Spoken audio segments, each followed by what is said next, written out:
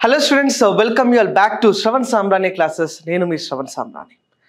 ఈరోజు మనము చాలా important updates that are related to current economy November 2024 మంత్కి సంబంధించినటువంటి ఎకానమీలో ఉన్నటువంటి అన్ని వార్తలను కూడా మనం కవర్ చేసేటటువంటి ఒక ప్రయత్నం మనం చేద్దాము. వెరీ ఇంపార్టెంట్ అప్డేట్స్ ఉన్నాయమ్మా.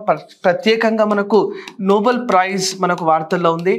ఇన్సాల్వెన్సీ అండ్ బ్యాంక్రప్సీ కోడ్ ఐబీసీకి సంబంధించి కొన్ని అంశాలు ఉన్నాయి. పాండమిక్ యాన్యువల్ ఫండ్ అని చెప్పి ఒక అంశం వార్తల్లో ఉంది. At the same time global hunger index, అదే రకంగా annual survey of industries, lots of important things are there to be covered in the month of November. So November మంత్కి సంబంధించిన అప్డేట్స్ నుంచి ఖచ్చితంగా రాబోయే ఎగ్జామినేషన్స్లో బీట్ టీజీపీఎస్సీ కావచ్చు, ఏపీపీఎస్సీ కావచ్చు, అన్ని పోటీ పరీక్షలకు కూడా ఇది వెరీ ఇంపార్టెంట్గా మనం చెప్పవచ్చు. So before I proceed to the first topic, ఒక చిన్న అనౌన్స్మెంట్ మీ అందరికీ. రిపబ్లిక్ ఆఫర్ ఇంకా కంటిన్యూ అవుతుంది ఎస్ఎస్ క్లాసెస్లో. రిపబ్లిక్ ఆఫర్ క్రింద ఏదైతే మీకు ఎకానమీ కోర్స్ ఉందో అందులో భాగంగా ఇండియన్ ఎకానమీకి సంబంధించి అన్ని క్లాసెస్ ఉంటాయి. ఈ క్లాసెస్ యొక్క ప్రత్యేకత ఏంటంటే it will be looking like a quick revision classes. అంటే చాలా ఈజీగా తొందరగా మీరు గ్రాప్ చేసుకునేటటువంటి క్లాసెస్ మీకు అప్లోడ్ చేస్తున్నాము. ఏపీ ఎకానమీ క్లాసెస్ ఉంటాయి, కరెంట్ ఎకానమీ సెషన్స్ ఉంటాయి, మెటీరియల్ అంటే వాట్ ఎవర్ రిలవెంట్ మెటీరియల్ ఉన్న మెటీరియల్ పీడిఎఫ్స్ ఉంటాయి, ప్రాక్టీస్ బిట్స్కి సంబంధించిన పీడిఎఫ్స్ కూడా ఉంటాయి. ఈ మొత్తం కోర్స్ యొక్క ప్రైస్ని చాలా రీజనబుల్ ప్రైస్లో మీకు అందిస్తూ ఉన్నారు. దట్ ఈస్ 499 రూపీస్లో.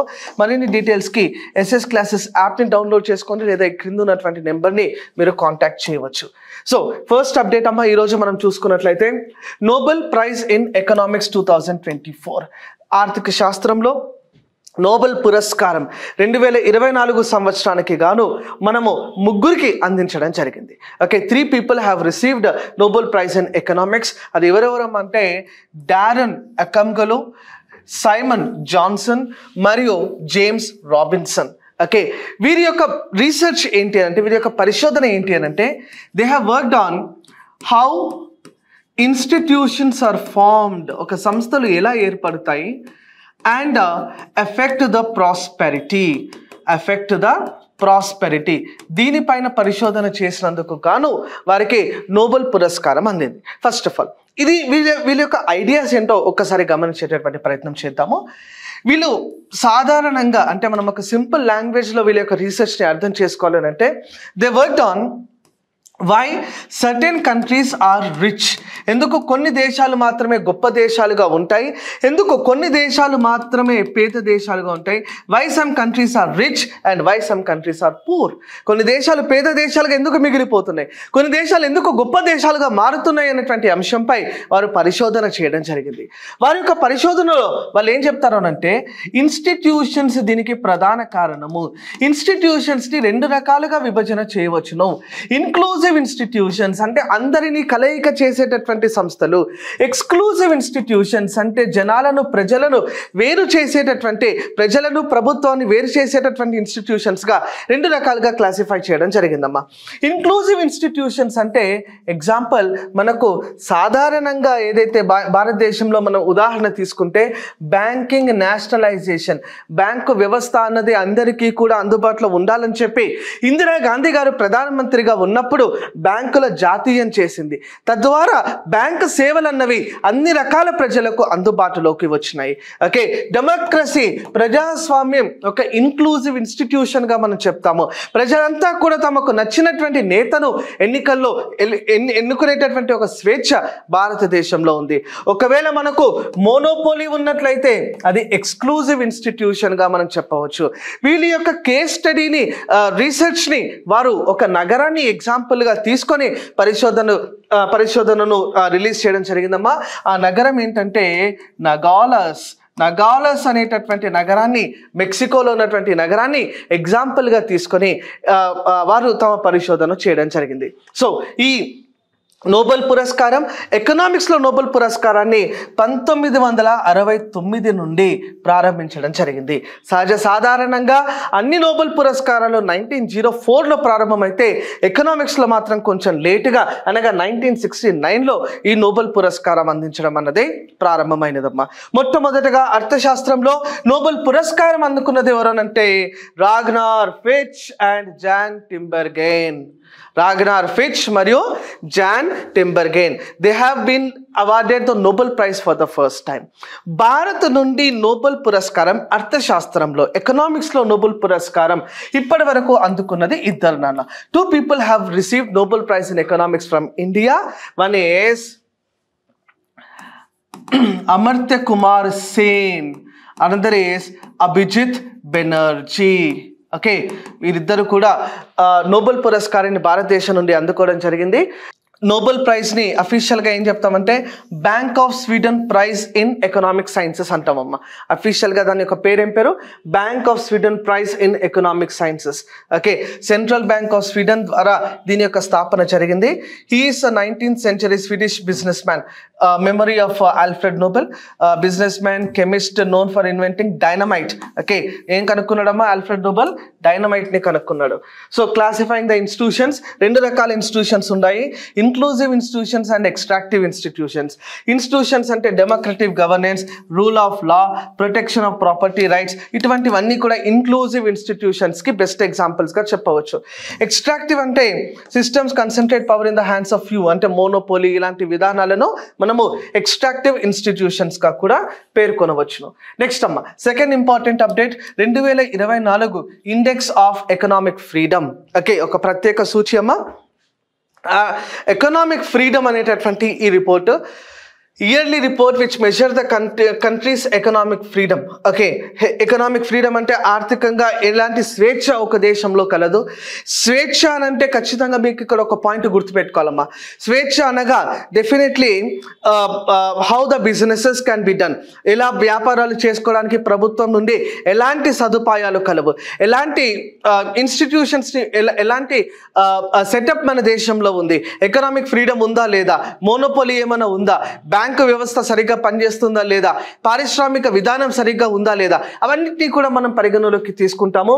బేసికల్గా ఈ ఇండెక్స్ ఏదైతే ఉందో దీన్ని రిలీజ్ చేసేది heritage foundation and wall street journal అనేటటువంటి 2 సంస్థలు దీన్ని విడుదల చేస్తాయమ్మా. ఎవరెవరు? హెరిటేజ్ ఫౌండేషన్ మరియు wall street journal. What does this index mean? Okay, index measure a countries economics freedom from scale of 0 to 100. 0 నుండి 100 మధ్యలో ఒక దేశంలో ఆర్థిక స్వేచ్ఛ ఎలాగుందో తెలియజేసేటటువంటి సూచి index of economic freedom.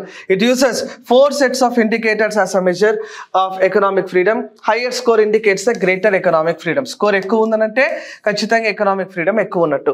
So ఏమేమి పరిగణలోకి తీసుకుంటామనంటే బేసికల్గా చూడండి, రూల్ ఆఫ్ లా అంటున్నామమ్మా. రూల్ ఆఫ్ లా అంటే సంథింగ్ రిలేటెడ్ టు పాలిటీ, ఆస్తి హక్కులు ఉన్నాయా లేదా, కరప్షన్ లేకుండా ఒక వ్యవస్థ ఉందా లేదా, జ్యుడిషియరీ సరిగ్గా పనిచేస్తుందా లేదా, న్యాయ వ్యవస్థ, గవర్నమెంట్ ఇంటిగ్రిటీ, ఓకే, అఖండత ఉందా లేదా ఆ దేశంలో మనం చూస్తాము. ట్యాక్స్ బర్డెన్, ప్రభుత్వం ప్రజలపై ఎక్కువ పన్ను భారం వేస్తుందా లేదా, ఫిజికల్ హెల్త్, ఆ దేశం అప్పులు ఎలా ఉన్నాయి, అప్పులు తిరిగి కట్టే పరిస్థితి ఉందా లేదా, total tax burden as a percentage of GDP, మొత్తం పన్ను భారం ప్రజలపై ఎంత ఉంది జీడిపిలో శాతంగా మనం తీసుకుంటాము. Physical freedom and government spending. Okay, physical freedom ప్రభుత్వం చేసేటటువంటి ఖర్చులు. Business freedom, labour freedom and monetary freedom. Business అంటే వ్యాపారాలు చేసుకునే దానికి స్వేచ్ఛ ఉందా లేదా, లేబర్ కార్మికులకు సంబంధించినటువంటి స్వేచ్ఛ, మానిటరీ అంటే ద్రవ్య విధానంలో ఏదైనా కూడా స్వేచ్ఛ ఉందా లేదా తీసుకుంటాం. ఓపెన్ మార్కెట్ అంటే భారతదేశ ఒక దేశం యొక్క ఆర్థిక విధానం ఇతర దేశాలతో సత్సంబంధాలు కలిగి ఉండేలాగా ఉన్నదా లేదా అని చెప్పి కూడా మనము పరిగణలోకి తీసుకుంటాం. Global standing, India has an economic freedom score of 52.9%, placing is the mostly unfree category. Okay, mostly unfree category. The score is consistent with the previous year, indicating no significant progress. Okay, ప్రస్తుతం భారతదేశంలో ఎటువంటి freedom అంటే economic freedom అనేది సరిగ్గా ఎఫెక్టివ్గా ఉండాల్సినంత అయితే లేదు అని చెప్పి అయితే రిపోర్ట్ మనకు చెప్తుంది. మన గ్లోబల్ స్కేల్ ఇండియా యొక్క ర్యాంక్ 126 out of 184 కంట్రీస్. భారతదేశం యొక్క ఎన్నో స్థానంలో ఉందమ్మా? 124వ స్థానంలో ఉన్నది out of 184 countries. Within the Asia Pacific region it is positioned 26th out of 39 nations. Okay, మొత్తం 39 దేశాల్లో ఆసియా పెసిఫిక్లో 26వ స్థానంలో ఉన్నదమ్మా. That is a country called India. India యొక్క ర్యాంక్ ఎంత ఎకనామిక్ ఫ్రీడమ్ ఇండెక్స్లో? Very very important. తర్వాత అసమానత్వం, inequality have been in news. Okay, అసమానత్వం, ఇన్ఈక్వాలిటీ. సో బేసికల్గా International non-government organization Oxfam and Development Financial Institution released the index which evaluates the commitment of 164 countries to reduce the inequality. ఎవరిస్తారన్నా ఈ నివేదికను?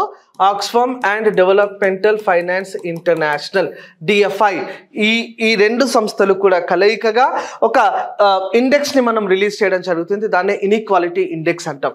ఇన్ఈక్వాలిటీకి సంబంధించి మీకు ఒక important update ఖచ్చితంగా తెలియాలి. Something related to the Lorenz curve మనం core ఎకనామీలో మాట్లాడుకున్నాము, లారెంజ్ రేఖ అంటున్నాం. అదే రకంగా జిన్నీ గుణపం, జిన్నీ కోఎఫిషియంట్ అంటాము, జిన్నీ కోఎఫిషియంట్. ఈ కాన్సెప్ట్స్ మీకు అర్థమైతే ఇన్ఈక్వాలిటీ అన్నది చాలా ఈజీగా అర్థమవుతుంది. ఓకే, ఇన్క్లూజివ్నెస్ తీసుకొని రావాలంటే మన దేశంలో ఇన్ఈక్వాలిటీస్ ఉన్నాయమ్మా. ప్రత్యేకంగా ఇక్కడ మనం మాట్లాడాల్సింది ఏంటంటే ఇన్కమ్ ఇన్ఈక్వాలిటీ, ఆదాయ అసమానతలు, ఇన్కమ్ ఇన్ఈక్వాలిటీ అని చెప్పి మనం చెప్పుకుంటున్నాం. ఈ ఇన్కమ్ ఇన్ఈక్వాలిటీ నుండి ప్రజలు బయటికి రావాలి. అందరికీ కూడా సమాన ఆదాయం, యూనిబిఐ అంటాం, యూనివర్సల్ బేసిక్ ఇన్కమ్ అనేటటువంటి కాన్సెప్ట్ ని కూడా ఇండియాలో మనం అందుకొరకే ప్రపోజ్ చేయడం జరిగింది. పర్ఫార్మెన్స్ ర్యాంకింగ్ ఒకసారి మనం చూస్తే 164 దేశాలకు సంబంధించి ఈ ఇన్ఈక్వాలిటీ రిడక్షన్లో ఎంత ముందంజలో ఉన్నాయి ఈ దేశాలని చెప్పి మనం చూసుకుంటాము. దీంట్లో ముందంజలో ఉన్నటువంటి దేశాలు Norway, Canada, Australia continue to lead in terms of performance metric. Okay, ఏ దేశాలమ్మా? నార్వే, కెనడా మరియు ఆస్ట్రేలియా. అసమానతలు తగ్గించడంలో ముందంజలో ఉన్నటువంటి దేశాలు నార్వే, కెనడా మరియు ఆస్ట్రేలియా. వర్స్ట్ పర్ఫార్మర్స్ ఇక్కడ మీరు గమనిస్తే spectrum countries like South Sudan, Nigeria. Significant challenges అసమానతల్లో సౌత్ సుదాన్ మరియు నైజీరియా. ఇండియా స్థానం ఎంత అనంటే India ranks 127 globally. South Asian neighbours like Nepal 115వ స్థానంలో ఉంది, శ్రీలంక 118వ స్థానంలో ఉన్నది నాన్న. ఓకే, ఇన్ఈక్వాలిటీ ఇండెక్స్ అని చెప్పి కూడా దీన్ని మనం చెప్పవచ్చు. సో బేసికల్గా సౌత్ ఏషియన్ కంట్రీస్ ఒక్కసారి మీరు గమనిస్తే మాల్దీవ్స్ 66వ స్థానంలో ఉంది. అంటే ఇన్ఈక్వాలిటీ బేసికల్గా ఏం చెప్తుందమ్మా ఇక్కడ? ఇన్ఈక్వాలిటీ అనేది టాప్ 5% ఆఫ్ ద పాపులేషన్ చేతిలో ఎంత సంపద ఉంది, బాటమ్ 5% ఆఫ్ ద పాపులేషన్ చేతిలో ఎంత సంపద ఉంది. ఓకే, బేసికల్గా ఆక్స్ఫామ్ నివేదిక ఏం చెప్తుందంటే top 10 richest people in the country. Okay, top 10 భారతదేశంలో ఉన్నటువంటి టాప్ 10 రిచెస్ట్ పీపుల్ ఎవరైతే ఉంటారో వారు ఇండియాకి సంబంధించినటువంటి ఒక యాన్యువల్ బడ్జెట్ని వారు తన సొంత ఖర్చులతో ఫండింగ్ చేయగలుగుతారమ్మా. బడ్జెట్ మొత్తాన్ని కూడా దేశంలో ఉన్నటువంటి 10 మంది ధనికులు కలయికగా ముందుకొస్తే వారు బడ్జెట్కి కావాల్సినటువంటి మొత్తాన్ని కూడా సమకూర్చుతారు. ఓకే, నేపాల్ 115వ స్థానంలో ఉన్నది, శ్రీలంక 118వ స్థానంలో కలదు, Bhutan 122nd place, Bangladesh 124th place, India 127, Pakistan 141, Afghanistan 144. ఇక్కడ మీరు గమనిస్తే కేవలం మనము అసమానతలు నివారించడంలో పాకిస్తాన్ మరియు ఆఫ్ఘనిస్తాన్ను మాత్రమే ఓడించడం జరిగింది అన్న. Okay, recommendations to reduce inequality. National inequality reduction plan అనే ఒక ప్లాన్ని మనం రూపొందించాలి. Government should establish a realistic and time bound plans to address the inequality. This plan should include ఎలాంటి అంశాలు ఉండాలి అంటే monitoring and evaluation, regular assessments to ensure the progress, targeted interventions, policies ఏవైతే ప్రజలు కోరుకునే విధంగా ఏదైతే మనం విధానాలు రూపొందించాలి, ఇన్క్లూజివ్నెస్ని ప్రమోట్ చేసే విధంగా విధానాలను రూపొందించాలి. ఇంక్రీస్డ్ బడ్జెట్ అలొకేషన్, ప్రజలకు చేస్తున్నటువంటి కేటాయింపుల్లో ప్రత్యేకంగా ఆరోగ్య రంగానికి చేస్తున్నటువంటి కేటాయింపులో కనీసం 15% కలిగి ఉండాలి. ఎడ్యుకేషన్కి మనము షుడ్ బి అట్లీస్ట్ 20%. ఇవన్నీ కూడా గ్రూప్ 1 యూపీఎస్సీ మెయిన్స్ రాసేటప్పుడు మీరు ఇలాంటి కొన్ని పాయింట్స్ని అడ్రస్ చేయవచ్చు. ప్రోగ్రెసివ్ టాక్సేషన్ ఉండాలి. ప్రోగ్రెసివ్ టాక్సేషన్ అంటే ఏంటన్నా, లైక్ ఇన్కమ్ పెరిగితే మాత్రమే ట్యాక్స్ అనేది పెరగాలి, ఇన్కమ్ తగ్గిందంతే ట్యాక్స్ అనేది తగ్గాలి. That is progressive. తక్కువ ఆదాయం ఉన్న వాళ్ళ దగ్గర ఎక్కువ పన్ను కలెక్ట్ చేసి ఎక్కువ ఆదాయం ఉన్న వాళ్ళ దగ్గర తక్కువ పన్ను కలెక్ట్ చేసేటటువంటి విధానాన్ని రిగ్రెసివ్ టాక్సేషన్ అంటాం అన్న. ఏముంటుందని? Regressive taxation. Next, annual survey of industries. Annual survey of ఇండస్ట్రీస్కి సంబంధించి 3 ఇండెక్సెస్ చెప్తాను. ఆ మూడిట్లో ఒక బిట్ ఖచ్చితంగా మీకు ఎగ్జామ్లో వస్తుందమ్మా. ఒకటి IIP, index of industrial production అని అంటాము. ఇంకొకటి ASI, annual survey of industries అని చెప్తాము. మూడవది I8CI, index of 8 core industries అని చెప్పి మనం చెప్పుకుంటాం. ఈ 3 ఇండెక్సెస్ నుండి ఖచ్చితంగా గ్రూప్ 2 ఎగ్జామినేషన్లో APPSC అయితే, లేదా గ్రూప్ 1 ఎగ్జామినేషన్లో మెయిన్స్లోనైతే మనకు ఇండస్ట్రీ ఇండెక్సెస్ నుండి ఖచ్చితంగా ఎగ్జామినేషన్లో క్వశ్చన్ వచ్చేటటువంటి అవకాశం ఉంది. దీన్ని ఎవరు విడుదల చేస్తున్నానంటే ministry of statistics and programme implementation. Okay, industrial స్టాటిస్టిక్స్కి సంబంధించి ఇది మెయిన్ సోర్స్గా మనం చెప్తాము. Prior to ASI 2009-10 the survey was conducted annually provisions of the collection of statistics act. Okay, ముందుగా దీన్ని కలెక్షన్ ఆఫ్ స్టాటిస్టిక్స్ యాక్ట్ ఆధారంగా ఇండస్ట్రియల్ యొక్క పర్ఫార్మెన్స్ని మనం కలెక్ట్ చేసేవాళ్ళం. ఈ హైలైట్స్ రిపోర్ట్ ఏం చెప్తుందంటే employment growth in the manufacturing can be seen. Okay, as per the ASI indicates significant growth in manufacturing employment 7.5% పెరిగింది. 1.72 కోట్ల మంది జనాభా నుండి 1.84 crore మ్యానుఫ్యాక్చరింగ్ ద్వారా మనం ఉద్యోగ కల్పన చేస్తున్నాము. The manufacturing sector created 13 lakh jobs in 2022-23. Okay, మొత్తం 13 లక్షల ఉద్యోగ కల్పన తయారీ రంగం చేసిందమ్మా. Gross value added, output growth, తయారీ రంగం యొక్క GVA saw robust growth of 7.3%, reaching 21.97 lakh crore in 2022-23. Increase of 20.47 lakh crore in 2021-22. Total industrial output అంటే GVAలో వాటా అన్నది పెరిగిందమ్మా. Industrial input rose by 24.4%, while output grew by 21.5%. అంటే annual survey of industries investments కూడా పెరుగుతున్నాయని చెప్పింది, అదే రకంగా అవుట్పుట్ కూడా పెరుగుతుందని చెప్పి మనం చెప్పింది. Okay, so main drivers of the manufacturing growth, key contributors to the manufacturing growth included basic metals, cook and refined petroleum products, food products, chemicals, motor vehicles together accounted approximately 58% of the output. మొత్తం అవుట్పుట్లో ముఖ్యంగా మనకు తయారీ రంగంలో వృద్ధి చూపించినది metals అమ్మ, coke, refined petroleum products, food products, chemicals, motor vehicles. Regional performance, top 5 states in employment, ఉద్యోగ కల్పనలో జాగ్రత్త వినాలమ్మా, ఉద్యోగ కల్పనలో టాప్ 5 పర్ఫార్మర్స్ ఎవరు అనంటే that is Tamil Nadu, Maharashtra, Gujarat, UP and Karnataka. In terms of employment generation the top 5 states are Tamil Nadu, Maharashtra, Gujarat, UP and Karnataka. Sorry. The total number of factories increased from 2.49 lakh to 2.53 lakh, marking a complete recovery pace post COVID-19 disruptions. COVID-19 అనంతరం ఫ్యాక్టరీల యొక్క సంఖ్య పెరగడం వల్ల ఖచ్చితంగా మనం కోలుకునేటటువంటి దశకు వెళ్తున్నామని చెప్పి ఇక్కడ చెప్పవచ్చు. ఇన్ఫార్మల్ సెక్టార్, అసంఘటిత రంగం అనేది తగ్గింది. 1.5% decline in employment, dropping by 16.45 lakh to 10.96 crore in 2022-23. Okay, ఈ PDF మొత్తం కూడా ఇప్పుడు నేను చెప్పబోయేటటువంటి PDF మొత్తాన్ని కూడా మీరు SS క్లాసెస్ టెలిగ్రామ్ ఛానల్లో చూడవచ్చు. Average salaries emolument per person increased by 6.3%, reaching 3.46 lakh in 2022-23 compared to the previous year. Okay, average emolument per person increased by 6.3%. వేతనాలు 6.3% పెరిగినాయని చెప్పి చెప్తుందమ్మా. నెక్స్ట్ గ్లోబల్ హంగర్ ఇండెక్స్ 2024 అమ్మా. Global hunger index 2024. ఈ global hunger index బేసికల్గా India దీంట్లో 105వ స్థానంలో ఉంది out of 127 countries. 127 దేశాల్లో GHIలో మనకు 105వ స్థానంలో ఇండియా నిలిచింది. 2024లో సీరియస్ కేటగిరీలో ఉందమ్మా. హంగర్ లెవెల్స్లో ప్రపంచ ఆకలి దేశంగా ఇంకా భారత్ కంటిన్యూ అవుతూనే ఉంది. సీరియస్ కేటగిరీలో మనం ఉన్నాము.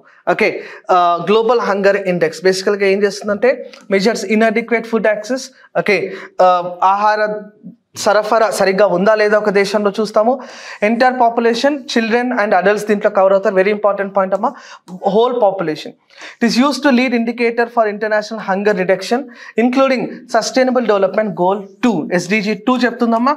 SDG 2 ఏం చెప్తుంది? Zero hunger. Okay, next, go beyond calorie availability, consider aspects of diet quality and utilisation.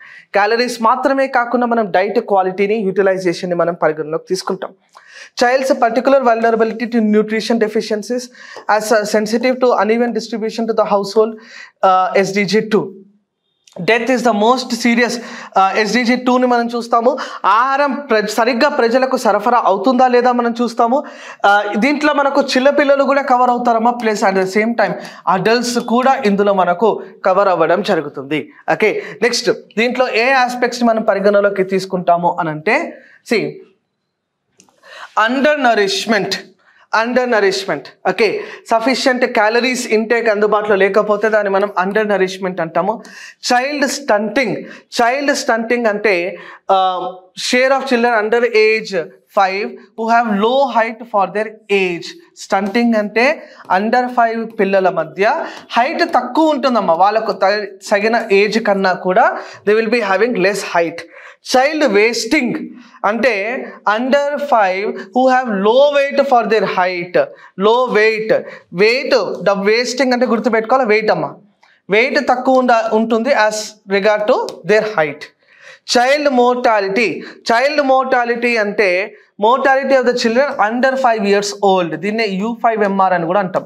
Under 5 mortality rate. 5 సంవత్సరాల లోపు శిశు మరణాల యొక్క సంఖ్యను మనము చైల్డ్ మోర్టాలిటీగా మనం చెప్పుకోవడం జరుగుతుంది. సో ఏమేమి తీసుకుంటామమ్మా? Undernourishment, child stunting, child wasting, child mortality. Okay, ఒకవేళ global hunger index score less than 9.9% ఉంటే హంగర్ లేనట్టు, అంటే ఆ దేశం ముందంజలో ఉన్నట్టు. మోడరేట్ అంటే 10 నుండి 19.9 మధ్య స్కోర్ ఉంటే మోడరేట్ అని చెప్తాము.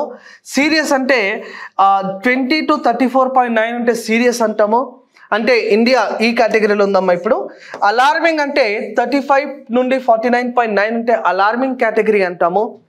ఎక్స్ట్రీమ్లీ అలార్మింగ్ అంటే మోర్ దెన్ 50 స్కోర్ ఉంటే ఎక్స్ట్రీమ్లీ అలార్మింగ్ స్కోర్ అని చెప్పి మనం చెప్పుకుంటాం.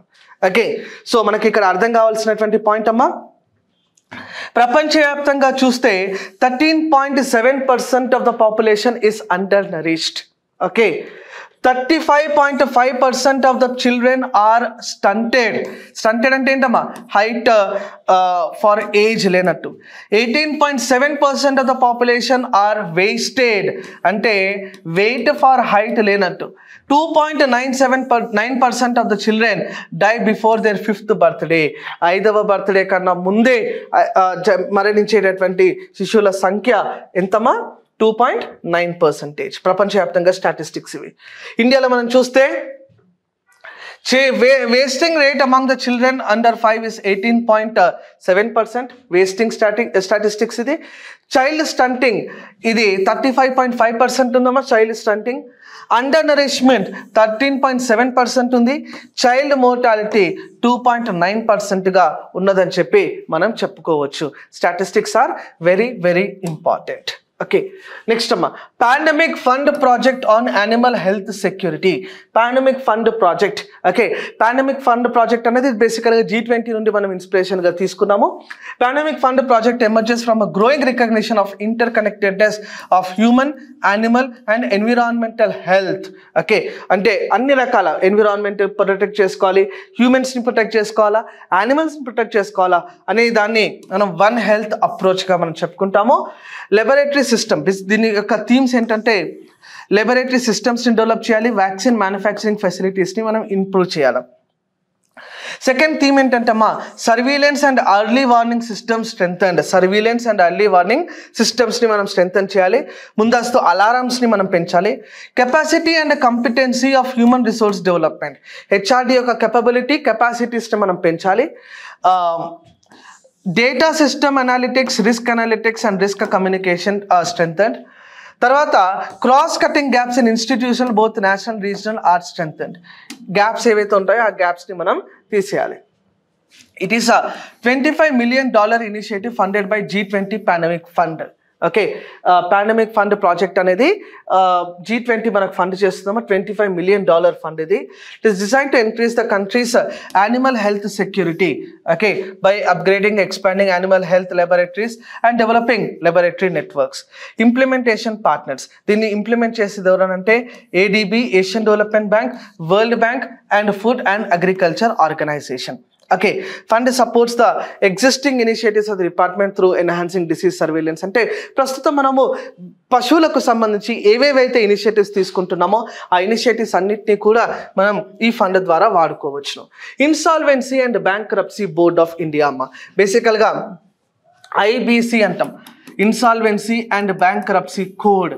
దీని యొక్క ఉద్దేశం ఏంటంటే ఇన్సాల్వెంట్ని మనం గుర్తించాలి, బ్యాంక్రప్ట్ని మనం గుర్తించి రీకవరీ ఎలా చేయాలి అన్నటువంటి ఒక అంశాన్ని మనం పరిగణలోకి తీసుకుంటాము.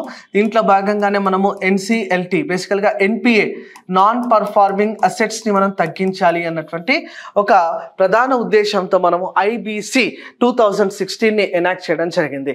సో దాంట్లో భాగంగా మనము ఇన్సాల్వెన్సీ అండ్ బ్యాంక్రప్సీ బోర్డ్ని ఏర్పాటు చేసినాము. ఆ ఇన్సాల్వెన్సీ బ్యాంక్రప్సీ బోర్డ్ ఇటీవల కాలంలో 8th annual డేని జరుపుకుందామా, ఎప్పుడు October 1st, 2024. Okay, insolvency and bankruptcy code was established on 1st October 2016. Okay, it is tasked with the effective implementation of IBC. Okay, basically ga oka individual NPA ga declare aithe అదే రకంగా ఒక company NPA declaration చేయవచ్చు. Okay, individual declaration అయితే it will go to the DRT nana. Individual declared asset the case will be transferred to the debt recovery tribunal. Okay, ade company aithe that will be transferred to the NCLT, National Company Law Tribunal. NCLT, National Company Law Tribunal ki manam aa case ni పంపించడం జరుగుతుంది. Insolvent అంటే ఎవరు? It is person are an entity who is unable to repay the loan. అంటే రుణాన్ని తీసుకొని bank వద్ద తన దగ్గర ఆర్థిక స్థిరత్వం లేనందువల్ల తిరిగి చెల్లించలేనటువంటి పరిస్థితి మనం ఇన్సాల్వెన్సీ అంటాము. బ్యాంక్రప్సీ అంటే ఇంకా దివాలా తీయడం, దివాలా ప్రకటించడం. Okay, focuses on resolving financial distress. ఇన్సాల్వెన్సీకి బ్యాంక్రప్సీకి ఉన్న డిఫరెన్స్ ఏంటి? ఇది మనం ఆల్రెడీ SS క్లాసెస్ ఎకానమీ కోర్సులో చాలా డీటెయిల్గా IBC గురించి మాట్లాడుకుని ఉంటాము. NPA topic. నెక్స్ట్ అమ్మా, traditional products of Assam tribes granted GI tag. Okay, geographical indication tag అనేది అస్సాంకి సంబంధించి కొన్ని ప్రోడక్ట్స్కి మనం లభించడం జరిగిందమ్మా. బేసికల్గా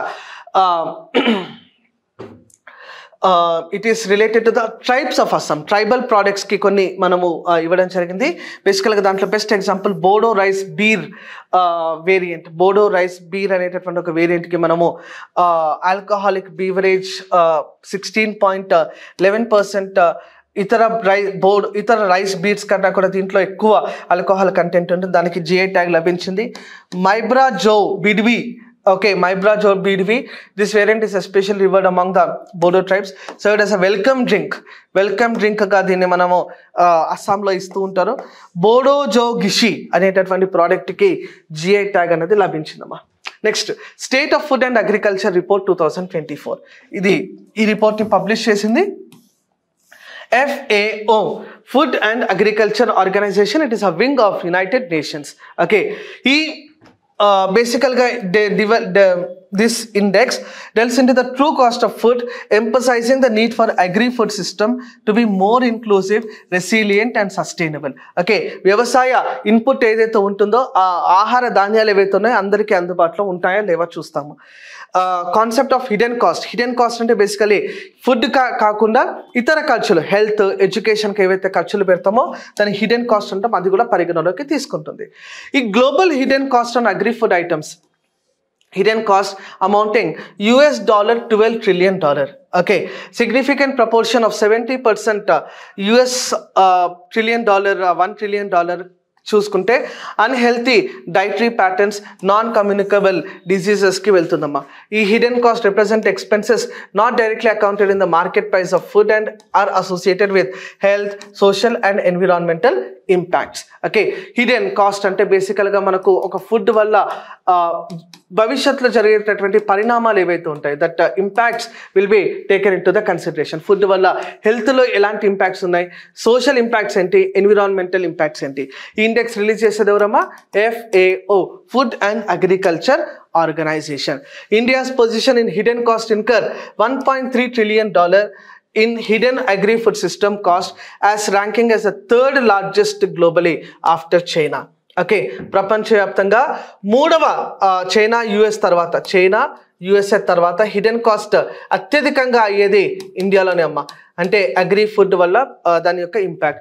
these cost are reflective in considered health, social and environmental challenges tied to India agri food system. Okay, food and agriculture organisation అనేది it is a special agency of United Nations. October 1945 ఇది ఏర్పడిందమ్మా. FAOలో మొత్తం మనకు 194 సభ్య దేశాలు ఉన్నాయి, plus European union కూడా దాంట్లో ఒక రికగ్నైజ్డ్ ఆర్గనైజేషన్గా కంటిన్యూ అవుతుంది.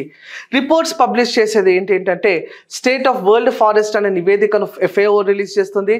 State of world fisheries and aquaculture FAO release చేస్తుంది. State of agriculture commodity markets FAO release చేస్తుంది. State of food security nutrition in the world ఇది కూడా FAO రిలీజ్ చేయడం జరుగుతుంది. నెక్స్ట్ ఇంపార్టెంట్ అప్డేట్ అమ్మా, రూరల్ వేజెస్ ఇన్ ఇండియా. భారతదేశంలో గ్రామీణ ప్రాంతాలకు సంబంధించినటువంటి వేతనాలు 2019 నుండి 2024 మధ్యలో April 2019 to April 2024 rural wages grew at nominal rate of 5.2%. 5.2% నామమాత్రపు వృద్ధి రేటుతో రూరల్ వేజెస్ అన్నవి పెరిగినాయి. Agriculture wages slightly higher growth rate of 5.8%. Okay, real wage growth ఈ 5 yearsలో real wage growth for rural workers negative అమ్మ. రియల్ ఏమో negative -0.4%.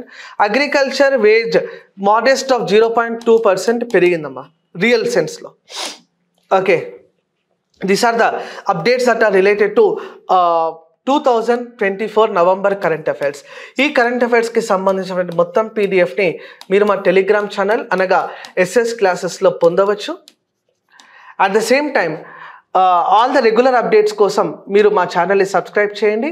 Plus economy content మొత్తాన్ని కూడా మీరు SS క్లాసెస్ యాప్లో మీరు పొందవచ్చమ్మా. There is a app called SS classes app. దీన్ని మీరు ప్లేస్టోర్ నుండి డౌన్లోడ్ కూడా చేసుకోవచ్చు. ఓకే, ఎకానమీ మాత్రమే కాకుండా రాబోయే TSPSC, APPSC అన్ని పరీక్షలకు కూడా మోస్ట్ అఫోర్డబుల్ ప్రైసెస్లో లెక్చర్ సిరీస్ని అతి త్వరలో SS క్లాసెస్ యాప్లో అందుబాటులో పెట్టబోతున్నాం. Thank you. జై హింద్.